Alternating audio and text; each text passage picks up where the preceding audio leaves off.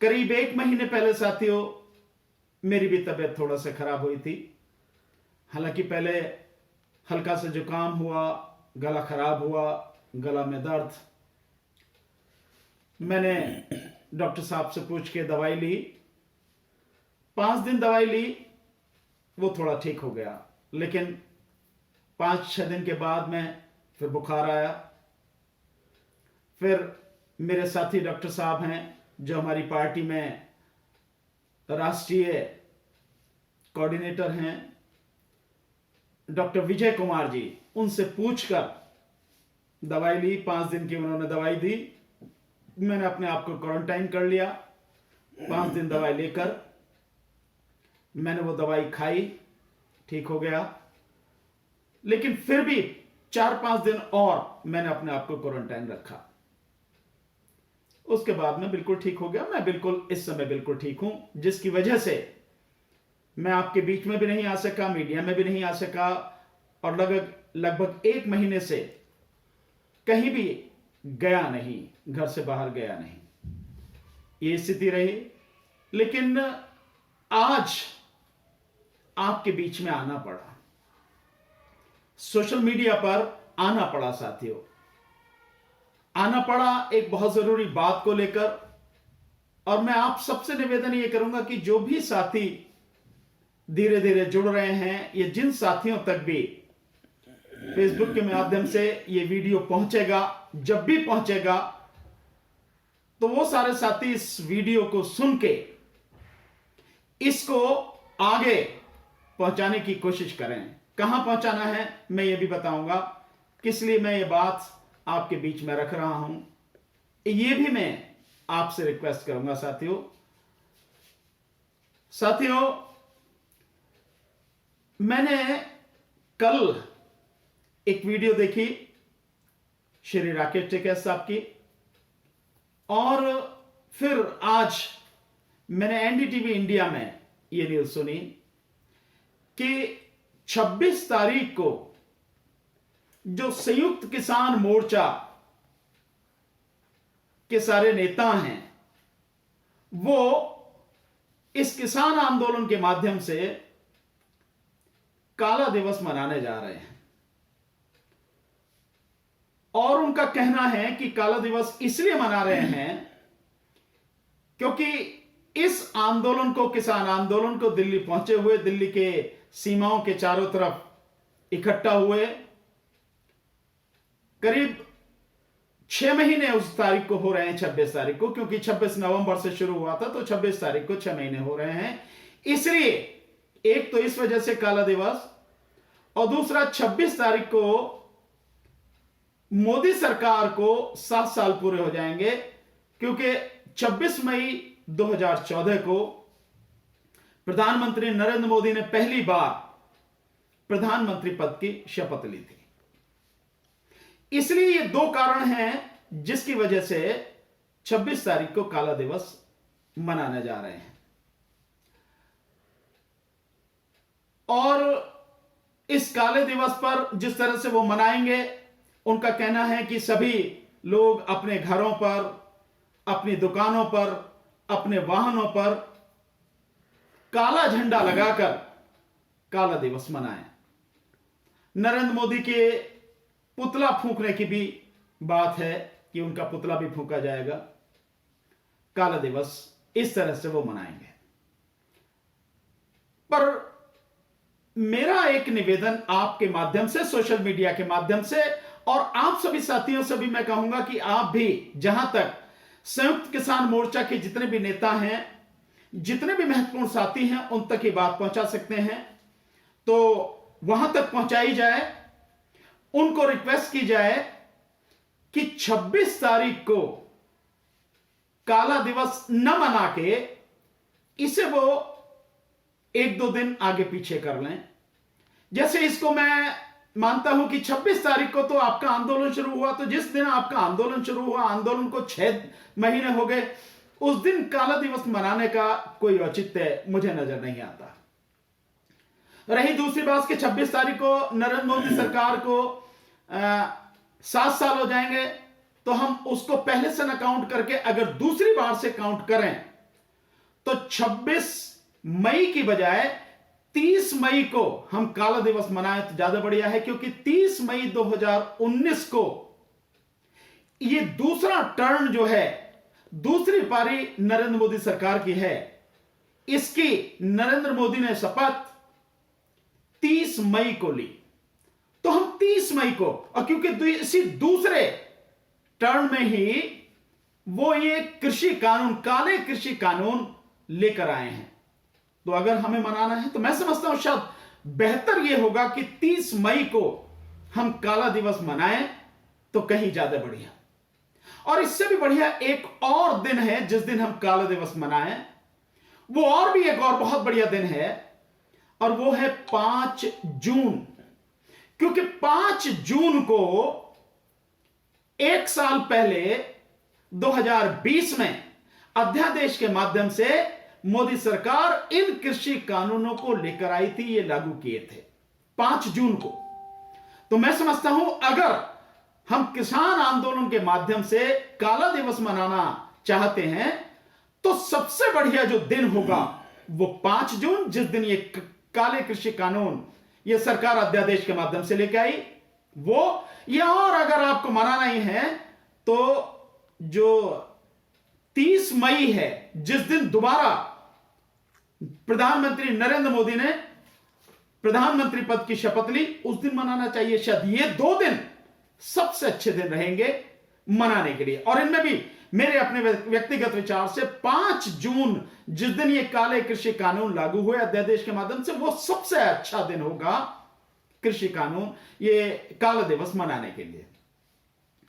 मैं क्यों इस बात को कह रहा हूं साथियों, कि इस आंदोलन में बहुत ऐसे लोग हैं जो बेशक इस किसान आंदोलन में, संयुक्त किसान मोर्चा में नेतृत्व न कर रहे हों, लेकिन उस सब के बावजूद अपनी बहुत बड़ी पहचान रखते हैं, बहुत बड़ा अपना महत्व रखते हैं। उनके साथ लाखों करोड़ों लोग भी जुड़े हुए हैं। और इससे भी अलग ये करोड़ों लोगों की भावनाओं से जुड़ा हुआ एक मसला है। क्या है मसला? कि 26 मई को भगवान बुद्ध का बुद्ध जयंती है, बुद्ध पूर्णिमा है। तो बुद्ध पूर्णिमा के दिन, बुद्ध जयंती के दिन, जो वर्ष में केवल एक बार ही आता है, उस दिन आप काला दिवस मनाएंगे तो बहुत से लोगों की भावनाएं उनको ठेस पहुंचेगी, वो आहत होंगे।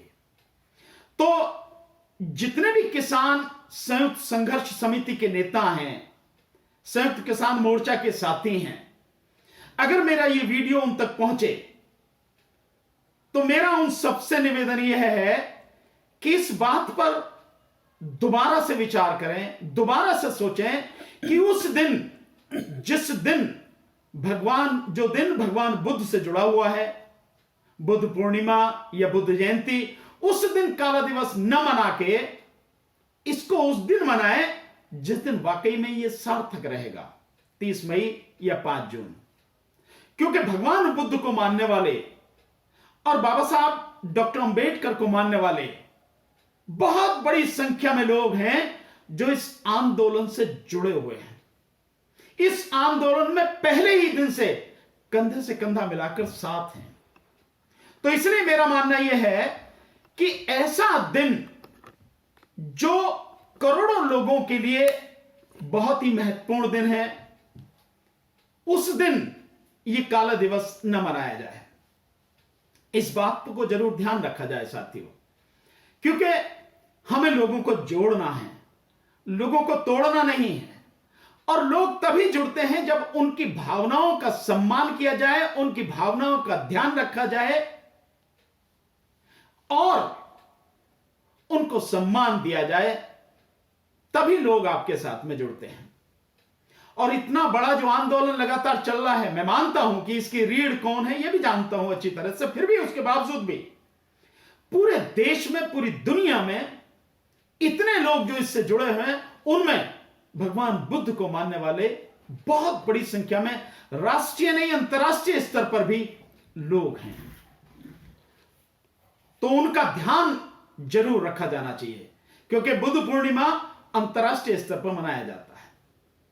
जरा एक बार को सोचें कि क्या ये दिन 26 मई का दिन, ये मान लीजिए, ये यूं कहिए कि आप काला दिवस मनाने की बात कर रहे हैं, क्या उस दिन मना सकते थे आप इसको? क्या उस दिन मनाते आप जिस दिन गुरु गोविंद सिंह साहब से जुड़ा हुआ कोई दिन होता? क्या उस दिन ये मना से जिस दिन गुरु तेग बहादुर साहब से जुड़ा हुआ कोई दिन होता, या गुरु नानक देव साहब से जुड़ा हुआ कोई दिन होता, या गुरु अर्जुन देव साहब से जुड़ा हुआ कोई दिन होता? या और भी, मैं और अलग बात इससे कहता हूं, अगर दिवाली, होली, दशहरा ऐसा कोई दिन होता, तब भी क्या उस दिन जो है ये काला दिवस मनाया जाता? नहीं मनाया जाता है। तो इन सारी चीजों को ध्यान में रखते हुए इस बात पर पुनः विचार करना चाहिए संयुक्त किसान मोर्चा के जितने साथी हैं। हालांकि हमने कोशिश की, हम कोशिश कर भी रहे हैं, आदरणीय श्री राजेवाल साहब, श्री दलेवाल साहब, डॉक्टर दर्शनपाल जी, योगेंद्र यादव जी, उन तक बात पहुंचाने की। मेरी बात आदरणीय राकेश टिकैत साहब से आज ही हुई। उन्होंने कहा कि बहुत ज्यादा नहीं कुछ कर रहे हैं, केवल काला झंडा बनाएंगे और काला झंडा ही लगाएंगे, और आप कहें तो आप जो बताइए कि यहां पर मंचों पर जो किसान मोर्चा के जो मंच हैं, पांचों जगह जो जहां आंदोलन चल रहा है, वहां आप जैसे ठीक समझे बुद्ध पूर्णिमा मनाई जाए। मेरी बात श्री गुरनाम सिंह चढ़ूनी साहब से भी हुई। उन्होंने कहा कि नहीं, इसे नहीं कर सकते, जब एक बार डिसाइड हो गया तो नहीं कर सकते। लेकिन बात यह है कि क्या अगर ये गुरु तेग बहादुर सिंह जी से जुड़ा हुआ दिन होता, तब भी क्या यह बात होती? नहीं होती ना। इसलिए मेरा मानना यह है कि इस दिन के विषय में सोचा जाए। अभी कुछ नहीं, आज 23 मई है और 26 मई को मनाने की बात कर रहे हैं, तो इसको 30 मई को मनाया जा सकता है, और सबसे बढ़िया दिन 5 जून को मनाया जा सकता है। इस विषय पर सोचना चाहिए, क्योंकि यह बड़ी दुखद बात है। अब एक स्थिति आप ये देखिए कि एक तरफ आप काला दिवस मनाएंगे और आप ये भी कह रहे हैं कि आप अपने मंच, आप जितने भी मंच है उनसे बुद्ध पूर्णिमा भी मनाएंगे, तो बहुत अजीब स्थिति है। मैं नहीं समझता कि भगवान बुद्ध को मानने वाला, उनमें श्रद्धा रखने वाला, उनको समझने वाला कोई भी ऐसा व्यक्ति जिस दिन, जिस आंदोलन के माध्यम से काला दिवस मनाया जा रहा है, काले झंडे लगाए जाएंगे घरों पर, गाड़ियों पर, अपनी दुकानों पर, मोर्चों पर, उस दिन उस मंचों से भगवान बुद्ध का दिवस मनाएगा, बुद्ध पूर्णिमा मनाएगा, बुद्ध जयंती मनाएगा। मैं नहीं मानता कि कोई ऐसा मनाएगा। संभव ही नहीं है ये सारी चीजें, क्योंकि एक तरफ काले झंडे और एक तरफ भगवान बुद्ध का दिन, यह संभव ही नहीं है। इसलिए मेरा मानना यह है कि इस विषय पर विचार किया जाए और इस बात को अधिक से अधिक लोगों तक पहुंचाया जाए। साथियों, मैं इसके लिए इसलिए बताना चाहता हूं आपको कि इस सब से हो क्या रहा है। एक बड़ी अजीब स्थिति दिमाग में आ रही है, और यह अकारण नहीं है, इसके पीछे के कारण भी मैं आपको बताऊंगा। कि जिस दिन बुद्ध पूर्णिमा है उसी दिन आप काला दिवस मनाएं, तो फिर पीछे हमें ध्यान आता है कि कांग्रेस पार्टी ने जिस समय पहला परमाणु परीक्षण किया पोखरण में 18 मई 1974 को, उस दिन भी बुद्ध पूर्णिमा थी। यह बड़ी दुखद है कि जो महामानव शांति के लिए पूरी दुनिया में जाने जाते हैं, माने जाते हैं, शांति का संदेश भगवान बुद्ध ने पूरी दुनिया को दिया, पूरा एशिया उनसे प्रभावित रहा, और कितने ही देश आज की तारीख में बुद्धिस्ट कंट्री हैं, बौद्ध धर्म को मानने वाले देश हैं। ऐसे भगवान बुद्ध उसी दिन जब शांति के दूत, या यूं कहो कि शांति के संस्थापक भगवान बुद्ध, उसी दिन परमाणु परीक्षण किया गया, पहला परमाणु परीक्षण। चलिए, कांग्रेस की बात थी, अब आप आगे आ जाइए। जब अटल बिहारी वाजपेयी की सरकार में 1998 में दूसरा पोखरण परीक्षण किया गया, यह भी आप देखिए कि 11 मई को किया गया और उस दिन भी बुद्ध पूर्णिमा थी। पहला परीक्षण 18 मई 1974 को, उस दिन भी बुद्ध पूर्णिमा। और दूसरा परीक्षण न्यूक्लियर परीक्षण, परमाणु विस्फोट, परमाणु परीक्षण जो किया गया वो बुद्ध पूर्णिमा के दिन किया गया। यानी कि उस देश ने किया जिस देश में भगवान बुद्ध ने जन्म लिया, जो देश उनकी कर्म भूमि रही, जहां से उन्होंने शांति का संदेश, लोगों के दुखों से मुक्ति का संदेश पूरी दुनिया में फैलाया। उसी देश ने उन्हीं की जयंती पर, उन्हीं के दिवस पर परमाणु विस्फोट किया, परमाणु परीक्षण किया। 18 मई 1974, 11 मई 1998।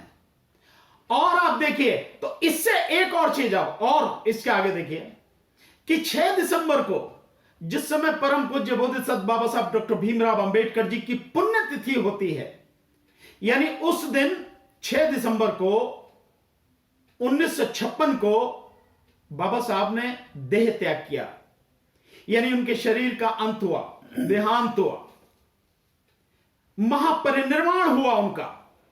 उस दिन बाबरी मस्जिद तोड़ी गई 1992 में। मतलब इससे एक बू ये आती है कहीं कि चाहे कांग्रेस हो, चाहे बीजेपी हो, आरएसएस हो, आरएसएस को तो मतलब आरएसएस और बीजेपी तो एक ही बात है, ये सब उन दिनों को टारगेट करते हैं अपने किसी भी ऐसे काम के लिए जिससे जो बहुजन समाज से जुड़े हुए जो दिन हैं वो दिन मनाने किसी और तरीके से हो जाएं। तो 6 दिसंबर 1992 में बाबरी मस्जिद तोड़ी गई और उस दिन काला दिवस मनाया जाने लगा। यानी यानी बाबा साहब डॉक्टर अंबेडकर का जिस दिन महापरिनिर्वाण दिवस है, उस दिन मस्जिद तोड़ी गई। क्योंकि बाबा साहब डॉक्टर अंबेडकर की जो शिक्षा है, जो अंबेडकर मिशन है, जो अंबेडकरवाद है, या जो बौद्ध धर्म है, भगवान बुद्ध की जो शिक्षाएं हैं, उनको कैसे खत्म किया जाए।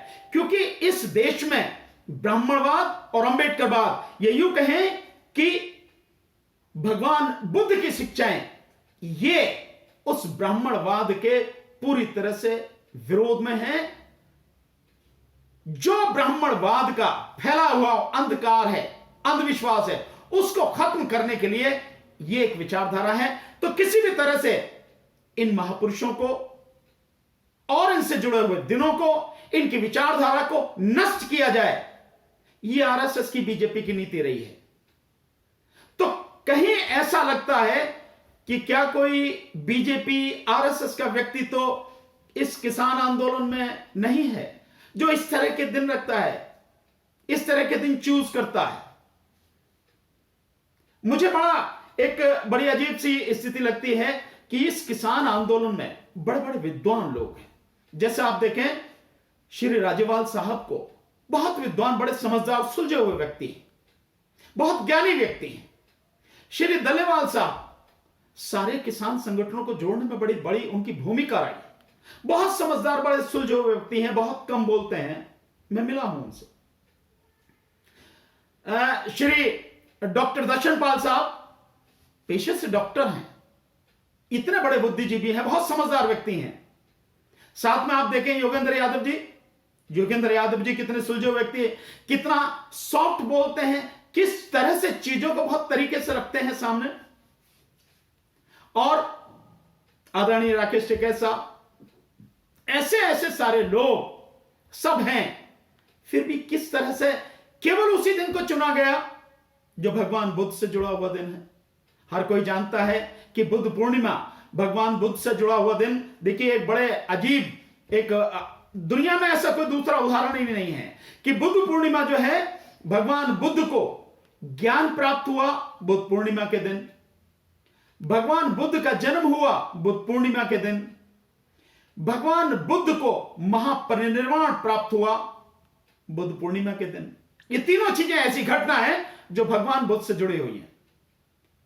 और इसी दिन को चूज करके अगर किसान आंदोलन के साथी काला दिवस मनाएंगे, मैं समझता हूं यह अपने आप में एक दुखद स्थिति रहेगी।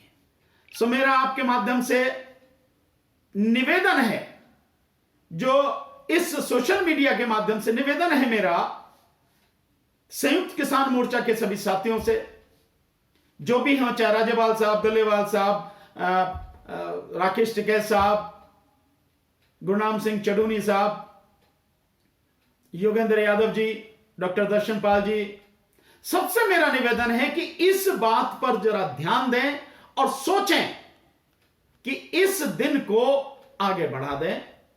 और मैंने दिन आपको बता दिए, 30 मई और 5 जून जो सबसे अच्छे दिन होंगे काला दिवस मनाने के लिए, जिस दिन दूसरी बार शपथ ली 30 मई प्रधानमंत्री नरेंद्र मोदी ने, और 5 जून जिस दिन ये कानून लागू हुए, ये काले कृषि कानून, वो सबसे बढ़िया दिन है। हमारा निवेदन है कि इस बात को ध्यान रखा जाए, इस बात को कंसीडर किया जाए कि 26 तारीख को यह दिन न मना के इसको आगे किया जाए। इसी बात को कहने के लिए, क्योंकि मैं मानता हूं साथियों कि हर कोई साथी, एक एक साथी को जोड़ना बड़ा महत्वपूर्ण होता, बड़ा मुश्किल होता, और जो साथी जुड़ जाते हैं उनको साथ रखना, उनका सम्मान करना, उनको साथ लेके चलना, जो लीडरशिप है ये उसकी जिम्मेदारी होती है, ये उसका कर्तव्य होता है कि उनको लगातार अपने साथ में लेके चले साथी। सो मैं इतना ही कहूंगा आपसे, मेरा यही निवेदन है कि मैं भी कोशिश कर रहा हूं, आप भी कोशिश कीजिए, अधिक से अधिक लोगों को शेयर कीजिए। अपने शेयर बॉक्स पे इस समय जाके आप शेयर कर सकते हैं, जो शेयर का ऑप्शन है, अपने साथियों को, अपने ग्रुप्स में सबको शेयर कर सकते हैं, ताकि अधिक से अधिक लोगों तक ये बात पहुंचे। और मैं भी अपनी तरफ से लगातार प्रयास कर रहा हूं, आप भी प्रयास करें, ताकि ये बात उन तक पहुंचे, और जो बुद्ध पूर्णिमा का दिन है उस दिन ये काला दिवस न मना के इसे आगे 30 तारीख को या 30 मई को या 5 जून को मनाया जाए। साथियों, मेरा इतना ही आप सबसे निवेदन है।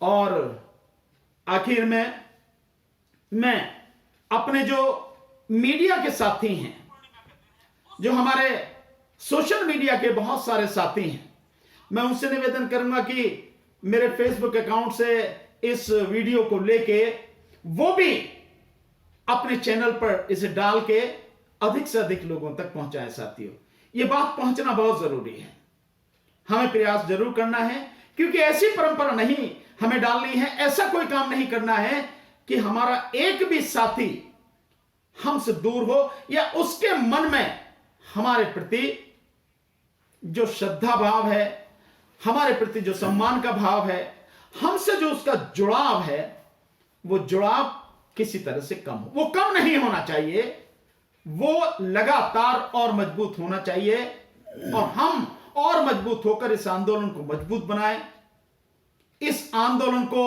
आगे ले जाएं सफलता की सीढ़ियों तक, या यूं कहें कि उसकी पूरी मंजिल तक, जब तक ये तीनों कृषि कानून वापस ना हो तब तक के लिए हम इस आंदोलन को चलाएं, मजबूत बनाएं। हमें ऐसा ही काम करना चाहिए। वैसे मैंने पहले एक बात और निवेदन की थी, संयुक्त किसान मोर्चा के जितने भी हमारे, चाहे सिंगू बॉर्डर हो, चाहे टिकरी बॉर्डर हो, चाहे आपका गाजीपुर बॉर्डर हो, मैंने इसके माध्यम से निवेदन भी किया था, ताकि ये बात भी समझी जाए, इसको भी, कि ये लड़ाई केवल किसानों की नहीं है। हमारे पोस्टर भी हैं, किसान और मजदूर एकता, हम नारे भी लगाते हैं। तो मजदूरों को तबाह करने वाले जो कानून इस सरकार ने दोबारा आते ही बनाए थे, केंद्र सरकार ने, फिर विभिन्न राज्य सरकारों ने, और मजदूरों के अधिकारों को बिल्कुल एक तरह से खत्म कर दिया है।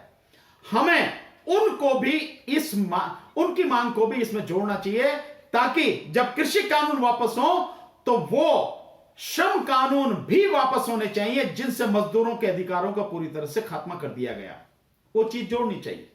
एक और मैंने रिक्वेस्ट करी थी कि हम एमएसपी की बात करते हैं तो हमें एमआरपी की भी बात करनी चाहिए, यानी कि मैक्सिमम रिटेल प्राइस, जो मिनिमम सपोर्ट प्राइस जो है, जो किसानों को मिलता है, वो तो है ही, लेकिन वो चीज जो किसानों से ली जाती है वो किस रेट पर बेची जाएगी, एमआरपी, वो भी निश्चित होना चाहिए। ऐसा नहीं हो कि किसानों से ली जा रही है 2 रुपए किलो और आम जनता जो है, जो एंड यूजर है, उपभोक्ता है, उसको वो दी जा रही है 30 रुपए में, 40 रुपए में, 50 रुपए में। जैसे आपने देखा भी होगा कि आलू 5 रुपए किलो किसान से खरीदे गए और बेचे गए 50 रुपए तक। अभी भी टमाटरों की बात हो रही है, हिसार का मामला आ रहा कि टमाटर जो है वो टमाटर 2 रुपए किलो भी उनसे नहीं लिए जा रहे, 10 रुपए में उसकी जो पूरी कैरेट है वो ली जा रही, वो उसका खर्चा भी नहीं निकलता। और आप देख रहे हैं कि टमाटर मैं समझता हूं शायद इस समय मरे से मरे 15 से 20 रुपए किलो तो है ही। आप समझ लीजिए क्या स्थिति है। और भी कितनी ही चीजें हैं जो किसान से कौड़ियों के दाम ली जाती हैं और उपभोक्ता को बहुत महंगे में दी जाती है। तो उन सारी चीजों, इसलिए मैंने कहा था, किसान मंचों से कहा था कि एमआरपी भी उसमें शामिल किया जाए। और एक तीसरी बात मैंने कही थी कि इस आंदोलन के साथ में ईवीएम को हटाने का आंदोलन भी जोड़ा जाए, ईवीएम को हटाकर बैलेट पेपर से चुनाव करे जाए, यह मांग भी इसमें जोड़ी जानी चाहिए साथियों। यह मैंने कहा था। तो उन्होंने कहा कि नहीं इसमें राजनीति हो जाएगी, पर आप देखें कि अगर हम प्रधानमंत्री मोदी की पार्टी को हराने के लिए, बीजेपी को हराने के लिए पश्चिम बंगाल में जाके हम प्रचार करते हैं तो क्या कर रहे हैं हम? वो राजनीति नहीं कर रहे, वो राजनीति है ना। और राजनीति करना कुछ बुरा नहीं है, राजनीति इस देश का एक अभिन्न अंग है, हम सबके जीवन से जुड़ा हुआ एक अभिन्न अंग है, इसलिए राजनीति करना बुरा नहीं है। तो राजनीति, क्योंकि आप बीजेपी को हटाना चाहते हैं, अब यह बात हो रही है कि पंजाब, पश्चिम बंगाल में तो हटा दिया, उत्तर प्रदेश में भी हटाएंगे, बीजेपी को हराएंगे। लेकिन उत्तर प्रदेश में ध्यान रखना, उत्तर प्रदेश आरएसएस की नवीन प्रयोगशाला है। पहले गुजरात होती थी, आज ये प्रयोगशाला उत्तर प्रदेश है। और उत्तर प्रदेश उनके लिए बहुत महत्वपूर्ण राज्य है। वहां ईवीएम में गड़बड़ी निश्चित रूप से की जाएगी, बीजेपी जीतने के लिए पूरा प्रयास करेगी, पूरी ताकत लगाएगी। और ईवीएम रहेगी तो आप नहीं हटा पाओगे। आप कह सकते हो कि नहीं पश्चिम बंगाल में हटा दिया, पश्चिम बंगाल में उत्तर प्रदेश में जमीन आसमान का अंतर है। इस चीज को समझने की हम लोगों को जरूरत है। तो जब आप उत्तर प्रदेश में हटाने की बात कर रहे हैं तो निश्चित रूप से राजनीति की बात कर रहे हैं ना। और इस राजनीति की जब आप बात कर रहे हैं तो ईवीएम के मुद्दे को शामिल करने में क्या दिक्कत है कि ईवीएम को हटाया जाए और बैलेट पेपर से चुनाव कराया जाए। और एक चीज और आपको बता देता हूं साथियों कि उत्तर प्रदेश के चुनाव में बहुजन समाज के लोग बहुत ही महत्वपूर्ण भूमिका अदा करते हैं। और बहुजन समाज के लोग भगवान बुद्ध को मानने वाले हैं, बाबा साहब डॉक्टर अंबेडकर को मानने वाले हैं। इसलिए भी मेरा कहना है कि जो 26 मई को जो दिन मनाया जा रहा है काला दिवस, उसे न मनाएं, ताकि अधिक से अधिक लोगों का हमें साथ मिले, उनकी भावनाओं का सम्मान हो और हम मजबूती की तरफ बढ़ें। मेरा आखिर में यही कहना है कि अधिक से अधिक लोगों तक ये पहुंचाएं। जो भी साथी इस दौरान मेरे साथ में जुड़े हैं उनका बहुत बहुत धन्यवाद, बहुत बहुत शुक्रिया। और मैं प्रार्थना करूंगा, तथागत से प्रार्थना करूंगा, तथागत भगवान बुद्ध से, कि उनकी अनुकंपा सभी लोगों पर बनी रहे।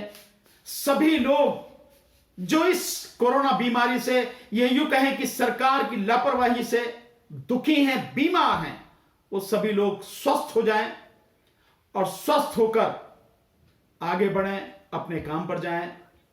और साथ में साथियों, जो भी और लोग हैं वो भी स्वस्थ रहें, उनमें से किसी को किसी तरह की बीमारी ना हो, कोई भी सरकारी लापरवाही और उसकी अकर्मण्यता से दुख में न पड़े, उसे कष्ट न झेलने पड़े, ऐसी स्थिति ना हो कि उसे ऑक्सीजन की जरूरत पड़े। तो मेरा यही है कि सब लोग स्वस्थ रहें, खुश रहें, सुखी रहें। इसी के साथ मैं आज की बात समाप्त करता हूं। उम्मीद करता हूं इस बात को अधिक से अधिक लोगों तक पहुंचाएंगे। बहुत बहुत शुक्रिया। नमो बुद्धाय, जय भीम, सत श्री अकाल, आदाब, नमस्कार, गुड नाइट, जय जोहार।